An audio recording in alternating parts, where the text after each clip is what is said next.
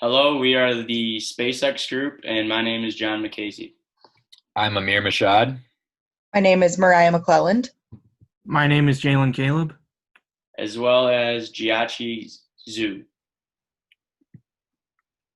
So, for a brief overview of our initial presentation that we did, we listed a brief rundown of the company and its history. And if you remember, it was founded by Elon Musk in 2002. His goal was efficient space travel for the citizens of the United States and then eventually all the world. They started off with a Falcon 1, which eventually became successful in 2008. And they're also currently working on a mission to Mars right now that's will be ready in the coming years. Another one of the rockets is called Falcon 9 that carries the Dragon, and this transport cargo to and from the International Space Station. And their first successful mission with that was in 2012. So after that, we went through their leadership structure and personnel. Like I said, Elon Musk is the chairman and CEO and chief technology officer as well of SpaceX. He kind of runs the show there. We also went through their business and profit model. They have their niche is affordable space travel, which is what their goal is going towards, I guess.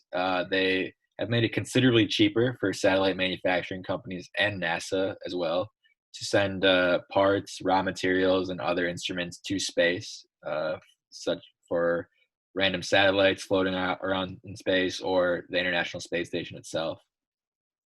And right now, their main profit driver is space delivery service. Like I said, it's really what makes them money as of now. But soon enough, it will be space tourism as soon as they can figure out a way to do that efficiently and safely. So we also mentioned their long and short-term strategy goals. Some of their short-term goals are the Starlink project, launching astronauts, which they just did actually very recently. So that's a check on there. Also bringing Starship to orbit, as well as gathering a bunch of launch data, which is really what their main information driver is. It really helps them understand what went wrong and what they need to improve, and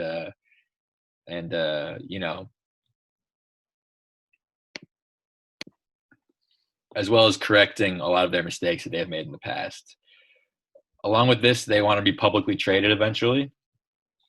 So some of their long-term goals are making life on Mars a real feat. This is something that Elon Musk has always looked forward, and he says that it's pretty much the future of mankind. So another goal of his is making, like I said, Mars is a big thing, but not only Mars, making humans interplanetary beings, being able to come back and forth from Mars and maybe even other planets to and from Earth. Some of the resources that they use are data, like I said earlier, steel, which is they need a lot of to construct their rockets and cargo engines, employees, and very highly educated NASA employees, along with engineers and other technicians, and obviously astronauts as well. So the macro environment of the company is a bit complex. The House Committee on the Armed Services approved an amendment to the National Authorization of Defense Act to purchase the Russian ROX engine.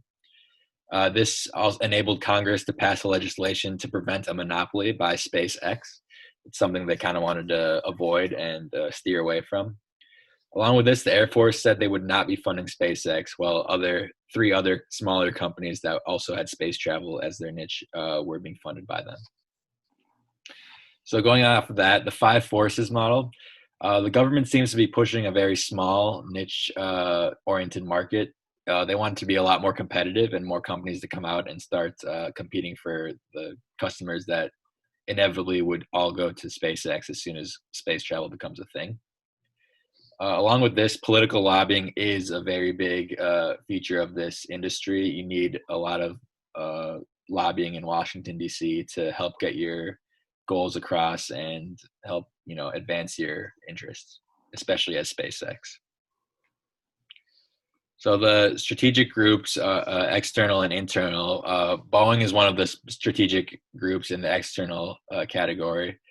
But the parachutes are obviously a huge challenge for both companies. Landing is something that really needs to be worked on. But luckily for SpaceX, all companies have that problem. Internally, SpaceX does operate 2 rocket test facilities, and they also have a satellite internet business, which is something that helps them gather data and improve their operations as well. So also along with that, we also mentioned something about the status quo and remodeling. The space industry, as of now, is forecasted to grow from 350 billion in 2016 to more than 1.1 trillion in 2040, which is a huge jump in revenue. More than half of that growth would be coming from the new internet satellites, which I mentioned before. So we believe that Musk really has been rewriting the rules of the space launch industry ever since he decided to get involved with the space industry. It seems like he really believes that this is the way humans are heading. And along with that, we just kind of concluded everything: the mission, goals, and corporate strategy. They all seem to be aligned pretty well. Performance is doing pretty well in terms of revenue and operations, despite not having any commercial travel yet. But it seems like they will be able to conquer that market as soon as it becomes a real thing. For an internal analysis of SpaceX, their resources include the data and their side projects that come with that. Steel, engines and fuel, very high level employees, NASA human studies at the International Space Station, and astronauts. For the VRIO framework, we've concluded that they are very valuable, considering they increase the value for suppliers, especially the companies that supply very rare or scarce resources, the U.S. government, and essentially all of mankind in the future. They are also very rare. They are one of the few that have the ability to even launch a rocket into orbit, but they're the only company that can launch the rocket into orbit and then land it themselves while carrying astronauts and cargo. And demand is constantly increasing, yet it is very hard to find. It is also inimitable because this industry is very expensive to get into and duplicate SpaceX as it is, and failure is almost inevitable, so you have to be able to cover those costs. And then for organization, I don't think they're organized. It's almost too young to tell, but they did just recently send astronauts to space, but that doesn't really say anything until those astronauts come back successfully and safely. So time will really tell for that. And then for their other long-term goals, Starship, that hasn't not really had a successful launch yet.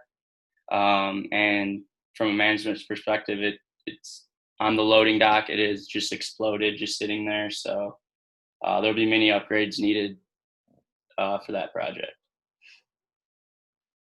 And then so we concluded that there is a unused competitive advantage.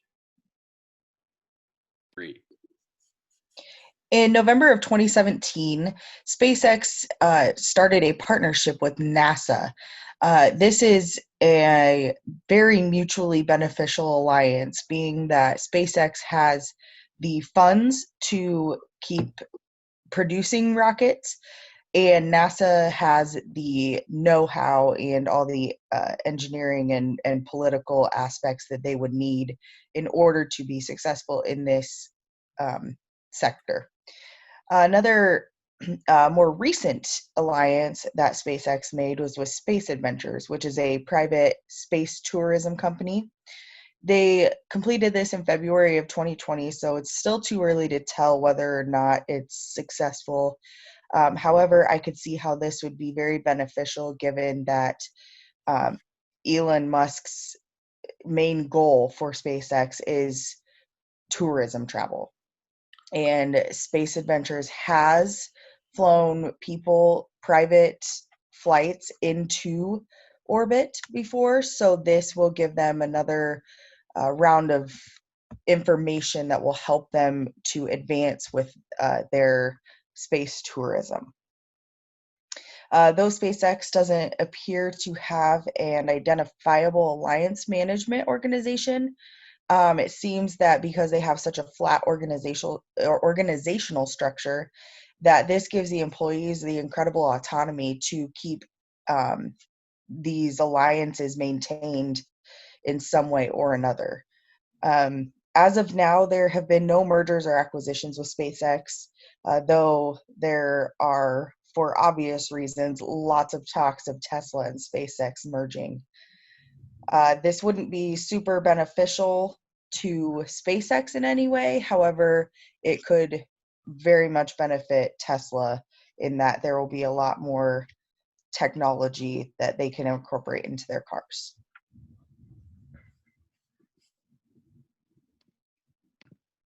While conducting a SWOT analysis of SpaceX, we found that they had quite a few aspects in each category. For their strengths, they are a private company, so this gives them the ability to kind of do what they need to do with their own funds to improve their technology and such. It is a unique company in that not many people are producing rockets. They do produce reusable rockets that they're hoping to cut a lot of costs with instead of having to rebuild rockets every time they launch or go into orbit. They are strong on self-reliance. Their CEO's public profile gives them a great image to the public, especially with everything he's done with Tesla. And they are planning on having competitive pricing, which will be a great strength, especially when it comes to the tourism aspect. For their weaknesses, there is very, very high capital that is needed for a project like this. This is not just an everyday type of company that you can get resources from multiple suppliers. They are very specialized products. So you need that capital. You also need the technological aspects of it and the technological know-how. And the complexity of the engines and the rockets has proven to be a little bit on the weak side when it comes to SpaceX, though they are improving every day and with every launch. Costs, reliance on the government is a big one that has hit a weakness, considering the Air Force, as we mentioned in our first presentation, has chosen to fund 3 other small companies that are coming about and did not choose to fund SpaceX. So they are hitting some snags with that, though in recent days it has looked like their position with the government might be improving. And then, of course, infrastructure could be a weakness for them. With their opportunities, they are looking at being able to provide cheaper satellite and cargo deliveries. Their space tourism is a huge opportunity for them. If they can perfect that and get tourism going within the next few years or so, that's going to be a huge opportunity that they will capitalize on. Rocket technology development is another opportunity.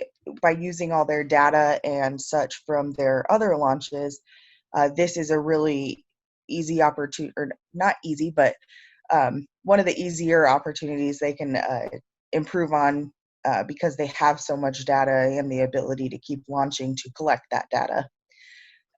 Relations with NASA, if they can keep that going and keep using that link right there, this will be a huge opportunity for them to be the best company within space travel. Their spin-off technology and minimal competition give them huge opportunities to be able to be that first or one of the only companies that does their tourist travel within space. So this could be a huge opportunity for them to drive revenue and further their knowledge and abilities within this company. So some threats that they have seen, that we have seen with SpaceX, are other private companies coming about, especially the three that were funded by the government over SpaceX. This could be a huge opportunity for them to advance their technology over SpaceX, though it's not a huge threat at this point.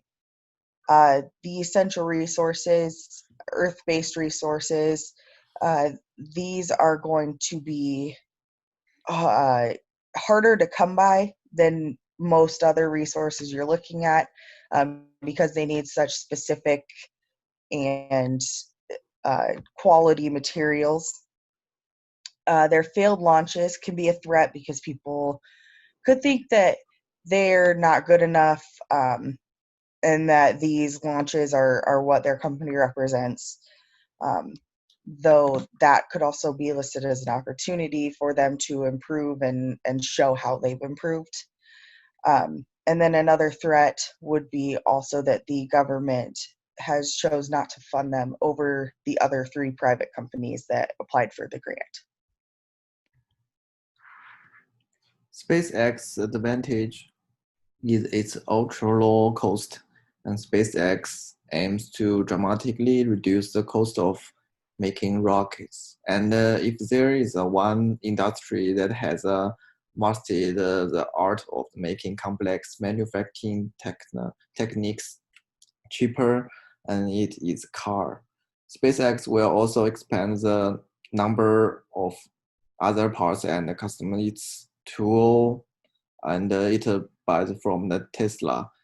But whether this low-cost operation can be sustained for some time is a matter of future market trends. And we looking back at SpaceX history, since it was founded by Elon Musk in June 2022. The importance of good management and design ideas in space and other high-tech companies. SpaceX spent $440 million from its inception to the launch of its first Falcon 9 rocket.